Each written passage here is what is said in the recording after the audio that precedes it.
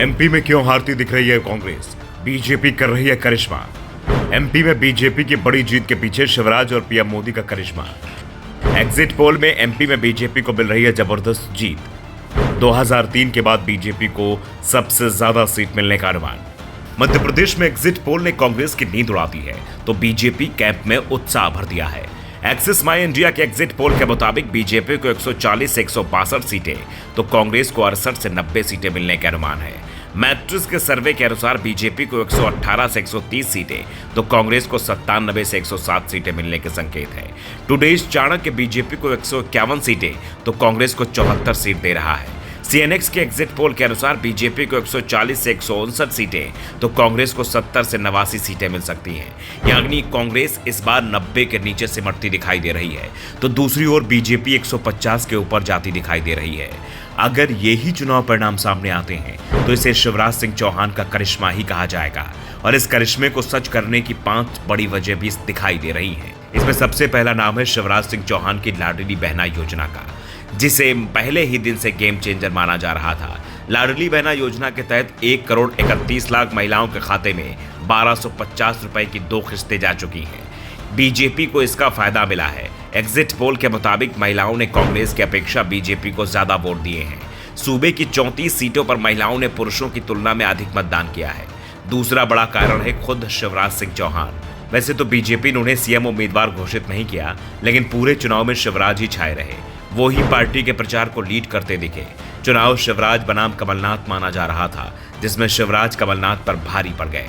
महिलाओं के बीच शिवराज की अपनी एक अलग ही लोकप्रियता है, जबकि कमलनाथ की उस तरह से पकड़ नहीं है। बीजेपी को चुनाव में उम्मीदवार पहले उतारने का भी फायदा मिला।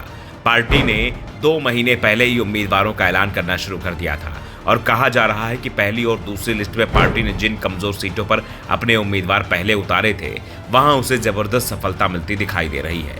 साथ ही उम्मीदवार पहले उतारने से पार्टी को नाराज नेताओं को मनाने का भी समय मिल गया, जिस कारण से मतदान के समय पार्टी एकजुट हो गई।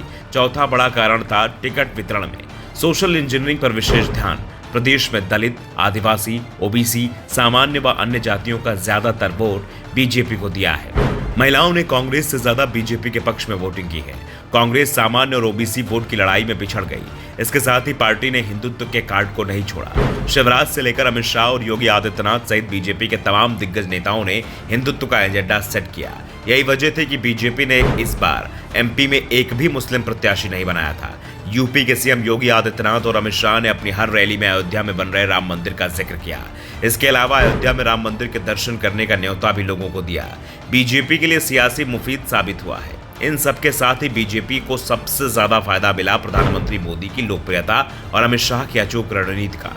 बीजेपी की जीत में मोदी फैक्टर का अहम रोल माना जा रहा है। बीजेपी सत्ता विरोधी लहर से जूझ रही थी, लेकिन प्रधानमंत्री मोदी ने ताबड़तोड़ 14 रैलियां करके माहौल को बीजेपी में बना दिया। प्रधानमंत्री मोदी ने एमपी के हर इलाके में जनसभाएं की और सभी से यही कहते थे, मोदी की गारंटी। इसके अलावा केंद्रीय गृह मंत्री अमित शाह ने चुनावी रणनीति की कमान संभाल रखी थी। कांग्रेस के मजबूत माने जाने वाली सीटों पर माइक्रो लेवल पर बूथ मंथन किया। इतना ही नहीं, चुनावी जनसभाओं के ज्यादा बैठकें करके नाराज नेताओं को मनाया, जिसका फायदा चुनाव में मिलता दिख रहा है। इस तरह से केंद्रीय नेतृत्व की रणनीति बीजेपी की जीत की अहम वजह मानी जा रही है। Bureau report, the Dhakad news.